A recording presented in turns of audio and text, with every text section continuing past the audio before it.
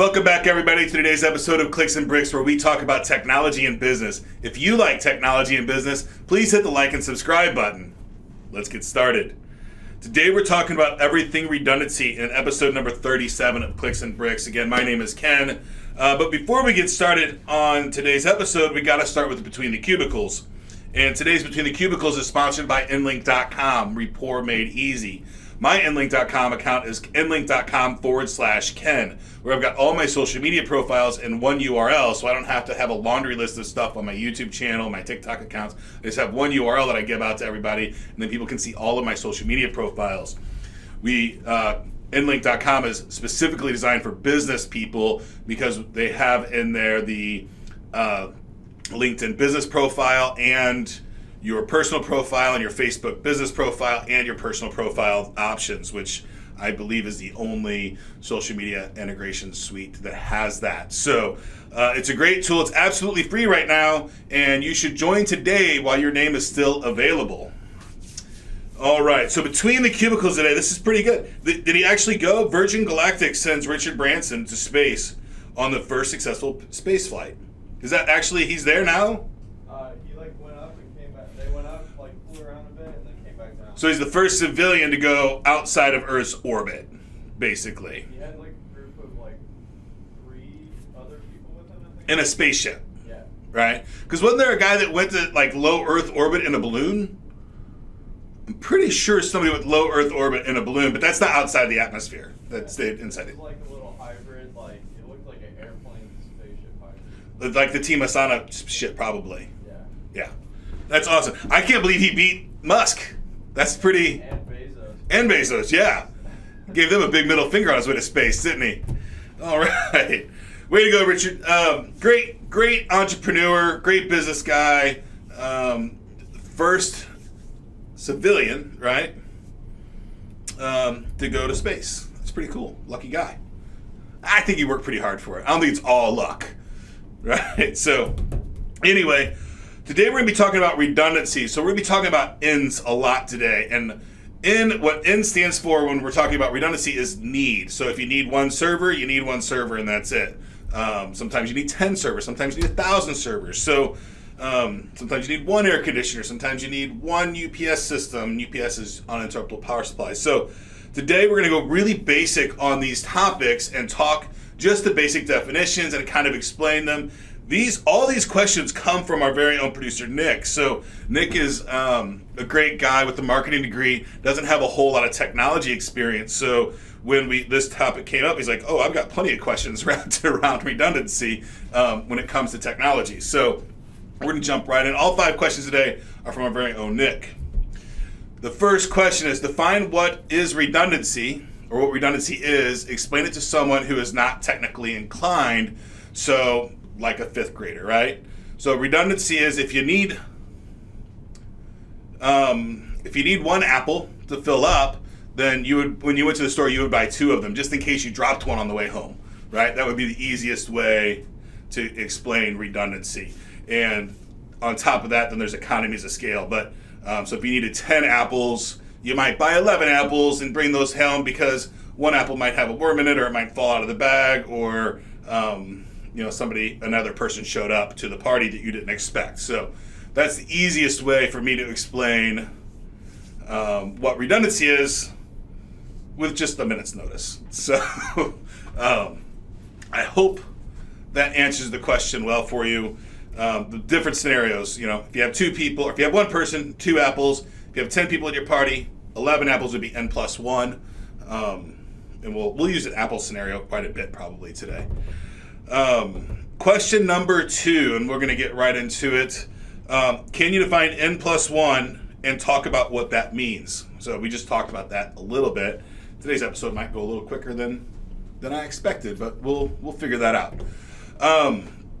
N plus 1 literally stands for need plus 1. So again, apples, you have a party, you're there by yourself, you want to buy an apple, you buy 1 apple for yourself, you would buy 2 when you went to the store, you would order 2 from, if you're me, you'd order 2 from Instacart, you wouldn't even go to the grocery store anymore, just in case one of them was bad, right?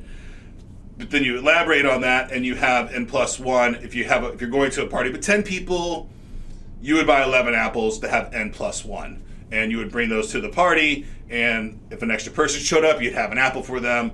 If an apple went bad or something happened to it, then you would have that for them as well. Cranking right along to the next question, question number 3. What is 2n, and how is it different than n plus 1? So 2n gets really, really crazy, and I like a 2n plus 1. 2n plus 1 is what I generally try to build out. So n plus 1 is for continuity purposes, and 2n plus 1, or 2n, when I deploy a 2n environment, I generally do it geographically dispersed. So we'll get rid of apples and we'll start talking about servers and actual technology. If I have an environment that says, I have 100,000 users on this application, and each server hosts 1,000 of those users. So I need 10 servers, right, to have my 100,000 users logged in all at the same time, because it's Monday through Friday 9 to 5 is when the app's being used. So I need to have 10 servers to support my need for those 10,000 people per server, 100,000 users. I need 10 servers if each server can do 10,000 people, 10,000 users. 2n would be then having 10 servers. The only time I really push for a 2n situation is when availability is the most highest concern. And when I do that, I never put the 2n inside the same data center. So I start geographically dispersing when I'm 2n. So I'm creating redundancy inside the whole building, right? Just in case the whole building blows up, I have a whole nother 10 servers sitting in another environment, in another data center, in another city, right? Think about incidences like World Trade and Katrina and earthquakes and tornadoes and the tidal wave that hit. I'm not going to say any of the city names because I'm going to just butcher them in Japan, where we hit the nuke plants and stuff like that. Think about those major catastrophic events. Entire data centers were wiped out. If you didn't have 2n geographically dispersed and all of your equipment was in New Orleans when Katrina hit, then you're just out of business, right? 100% of you might have backups. So, and we'll talk about, if we run out of this, we'll talk about the difference between redundancy and backups. So 2n is 2 full loads. I don't recommend a 2n unless you add the +1. So if you need 10 servers in each city, because that failover to the other city, unless you're load balancing that all the time and geographically dispersing that data, that flow all the time, that failover is generally kind of challenging, right? It takes a little bit of time. You're replicating the data all the time. You've got to stop replicating data and transfer all your users to that other city. So it is complex. It's generally not an easy thing to do to just fail over to another city and entire new infrastructure. So you don't want to do that when a server fails or a hard drive fails or a power supply fails inside your main environment. So you want to do that only if you need to. So I still support always do n+1 even if you're going to do 2n, so that you have that extra services available to you inside your primary data center. It really, if you're spending the money to do 2n and geographically dispersed, do the 2n+1 makes just a ton of sense. It's incrementally more expensive. It's not drastically more expensive to do that. So hope that explains. Does that give you a good idea, Nick, of what 2n is versus, okay. Is redundancy good or bad, and why? Redundancy should never be avoided. It is good. It is not bad. The only time I know of redundancy as being bad is when I'm writing, right? If I'm writing a letter to somebody and saying the same thing over and over, that's the only time I know redundancy is bad. In technology, redundancy is good. Even in business, redundancy is good. So there's a lot of tasks that we have inside the business that have redundancies built in. For example, our daily cash receipts, right? There are always 2 people trained on it. There has to be for insurance reasons. There's every day the person that makes the deposits, another person checks all the checks and does all the things, and that prevents theft. So that's That's a business redundancy that we have in place, or a staffing redundancy.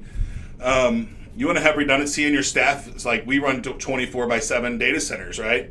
And we run 24/7. So we have all these different shifts of Monday through, Tuesday, Wednesday, Thursday, or Wednesday, Thursday, Friday, and every other Saturday from 7 a.m. to 7 p.m. And then Saturday, Sunday, Monday, and every other Saturday, 7 a.m. to 7 p.m. We run those shifts like that. But I always keep 2 extra guys on staff that can fill those roles if somebody's sick, on vacation, all those things. So redundancy is more than just equipment. It's also in your staffing and your labor. You can't have a situation in your business where one person calls in sick and, I just can't do business today, right? That's not, your customers will not accept that. They won't stay for very long if you're just like, I can't support you today.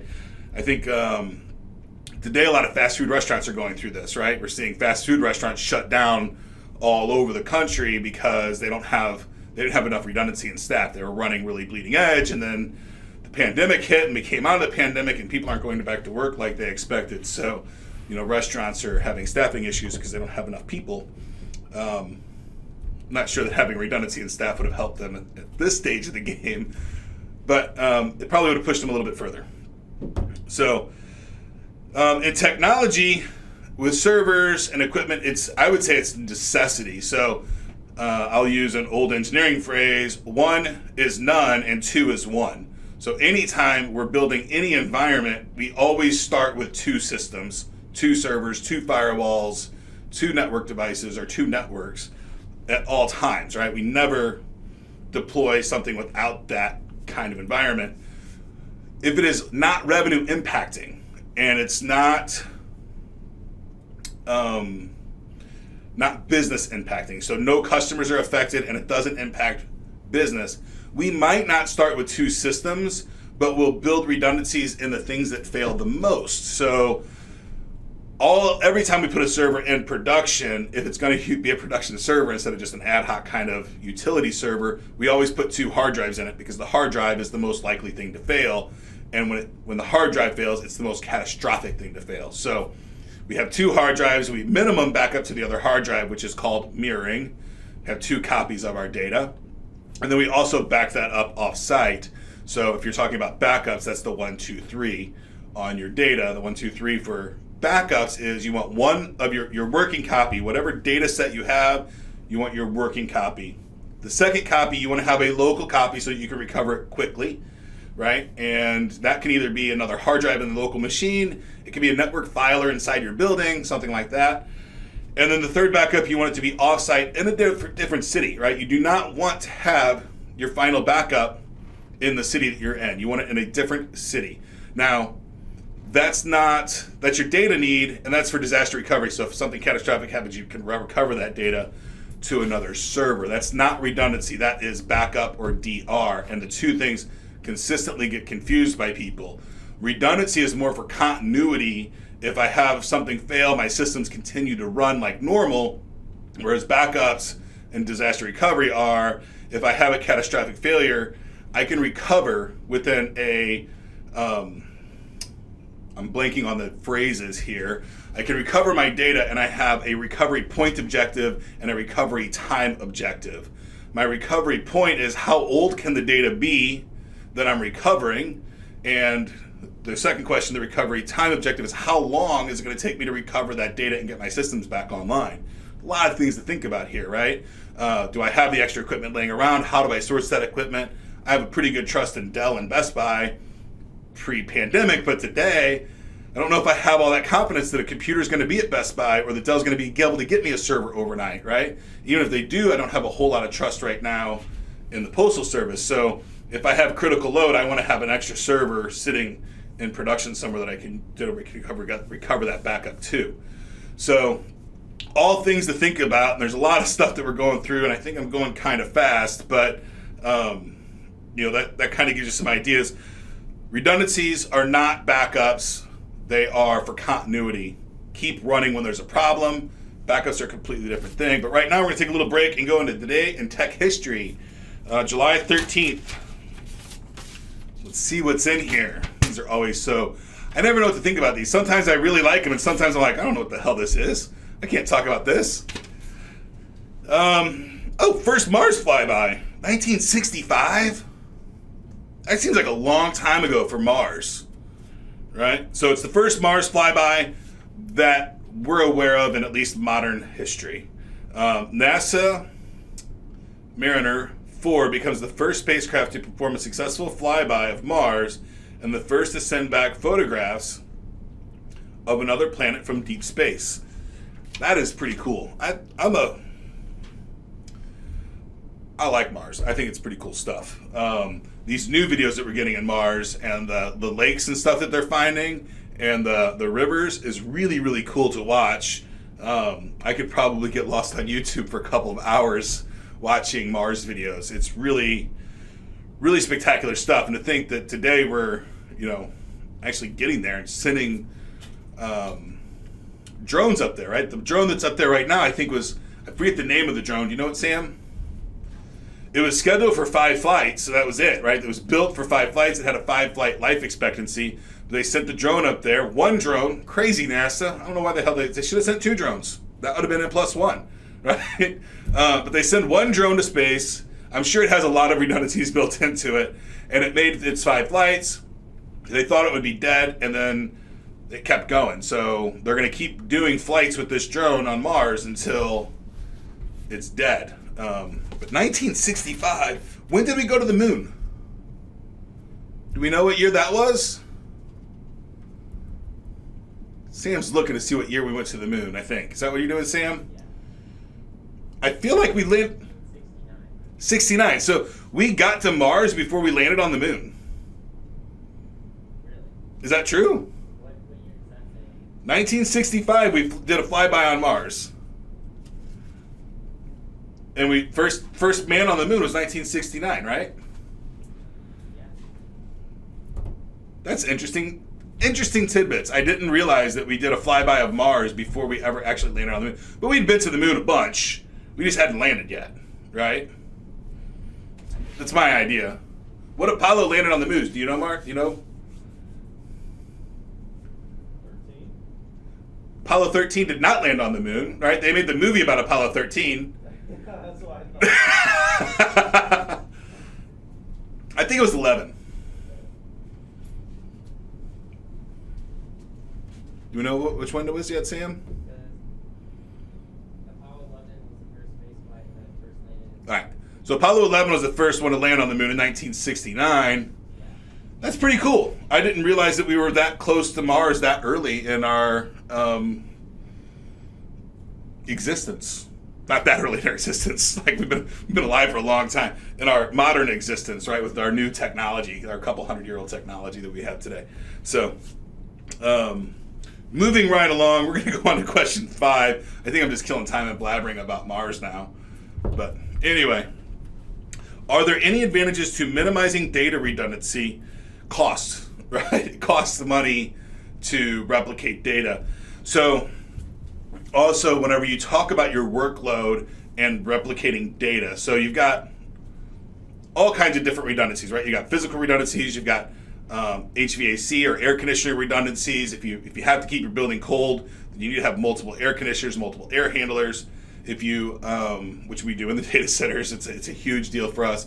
If you have, like we have to keep our power on, so we have redundant power.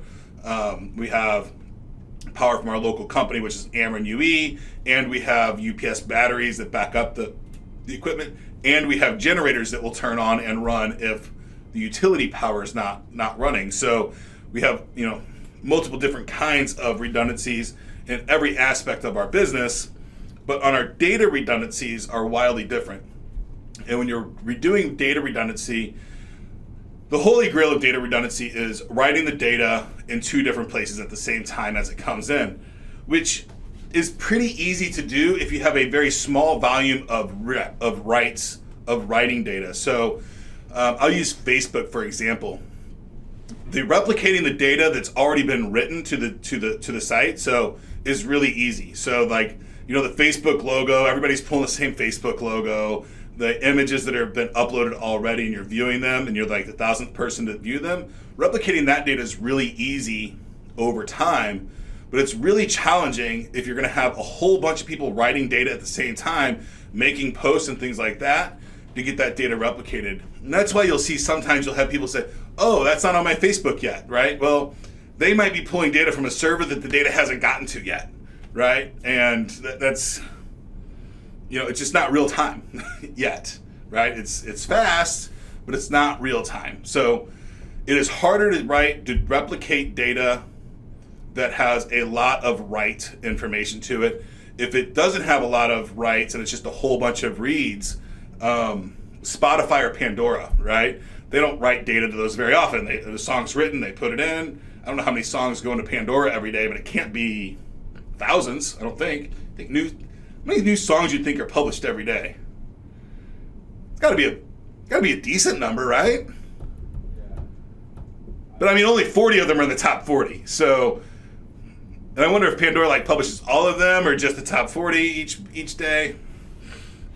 Hard to say, but if you look at a site like Pandora or app like Pandora or Spotify, where there's one database of songs, they upload them one time, or even Netflix, right? They're not putting new movies out very often at all. They put them out there and then people are just reading them all the time. So it's really easy for them to replicate that data across all of their servers. What's up, Sam? According to this website, it says 60,000 songs are uploaded to Spotify every day. Every day, 60,000. That is a staggeringly huge number that I never would have expected. About 22 million tracks per year. 22 million new tracks per year are uploaded, but that includes podcasts, right? Yes. So we're in that number. We're part of that 60,000 a day. Huh? It says songs. Songs. 60,000 songs a day? I don't even know that if I know 60,000 songs in my whole life.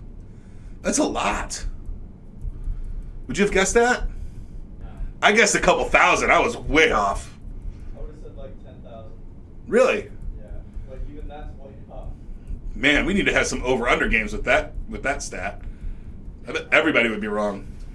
70 million songs on Spotify. 70 million songs on Spotify. That's huge. But anyway, still, 70 million songs, they only have a data change rate of less than 1%. Right? So their data only changes, or no, it's 10%. Roughly, it's like 9%, right? 9% of their data changes every day or is added to their thing. Got 70 million songs and 60,000 uploads a day. It's roughly 10%, right? Just under. Would 70,000 be, no, 1%. 1% of their data is changing daily. Yeah, it'd be like 0.9.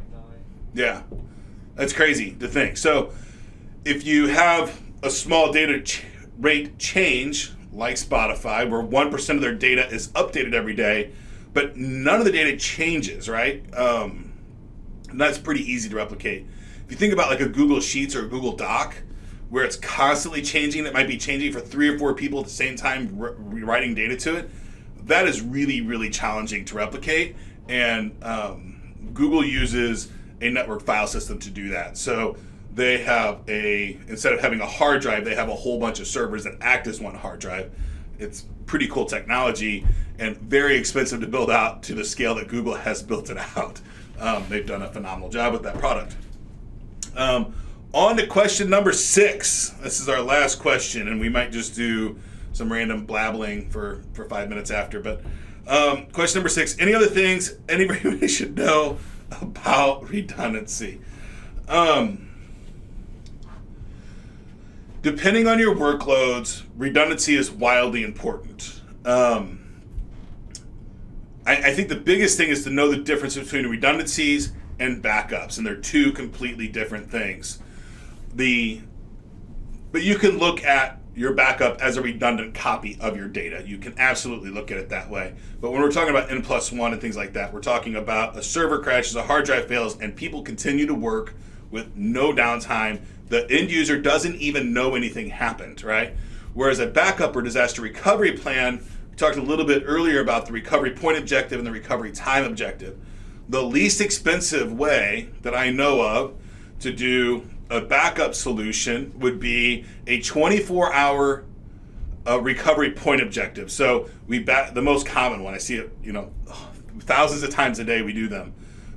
We back up all your data at 3 a.m., right, or 6 p.m., and we back up all the data for the whole day, and then we run, we keep that copy, right? And then tomorrow work starts again, data changes throughout the day, and then we back up everything that changed that day, and then we store it again, and we store it off-site.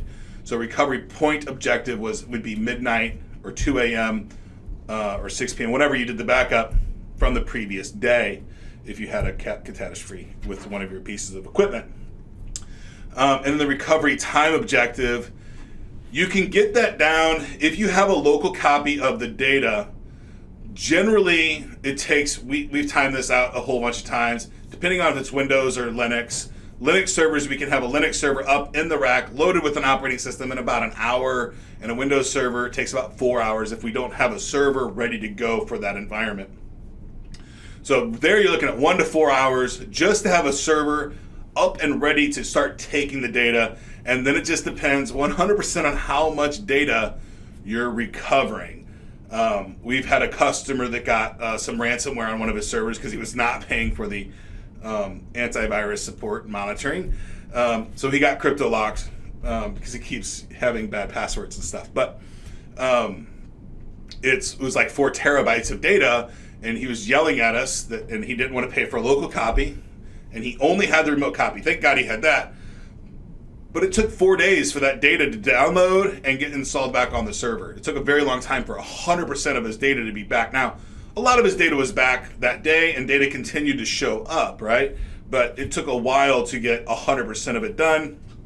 And then once it's all done, we have to go back and check to make sure all the data is accurate and correct. So it's a long process. If you have the budget, then you should do N+1 and have an extra server inside your environment. We can talk about RAID just really quickly. We'll do a RAID 1, which is a mirror, right? RAID 0 is just, it's really not redundant at all. RAID 0 is really bad. It's a stripe. So you have 2 hard drives. You actually, with RAID 0, you gain some speed in your drives and you gain more space, but you do not gain any resiliency or redundancy at all. If one of your drives fails, you lose all of your data. So talk about RAID 1 is mirroring. I love RAID 1 mirroring. It's a really economical way to copy your data, especially if you're dealing with data under the 1 and 2 terabytes. Very easy to manage. You have 2 hard drives and an exact copy of the data exists on both hard drives. From there you go to RAID 5, which is all the data exists on the 2 hard drives, but then you have another hard drive that also has a copy of the data. So if a hard drive fails, then all of its data is rebuilt on the other hard drive, and then repairs it. You need 3 at minimum. I recommend 4. I don't necessarily care for RAID 5 that much. I don't use it unless I absolutely have to, unless the server I have is only capable of doing RAID 5. I like RAID 6 a lot, which is like RAID 5, but it's got an extra hard drive. Requires at least 4 drives. And you get a lot of speed, and you get a lot of redundancy, and you get the maximum amount of disk storage. RAID 10 is really cool. I like RAID 10. It's 2 RAID 5 sets, mirrored, basically. So you have minimum 6 drives, you have a RAID 5, and then you have a copy of that RAID 5, so you can lose any 2 hard drives and still be in production, or not any 2. You could lose you could lose any 2 hard drives in RAID 10. And continue to operate without any lack of performance. With the RAID 5, if you lose the drive, then you lose some performance, not a significant amount. And RAID 6, you don't lose any performance because you have an extra drive, a hot spare, always sitting there. So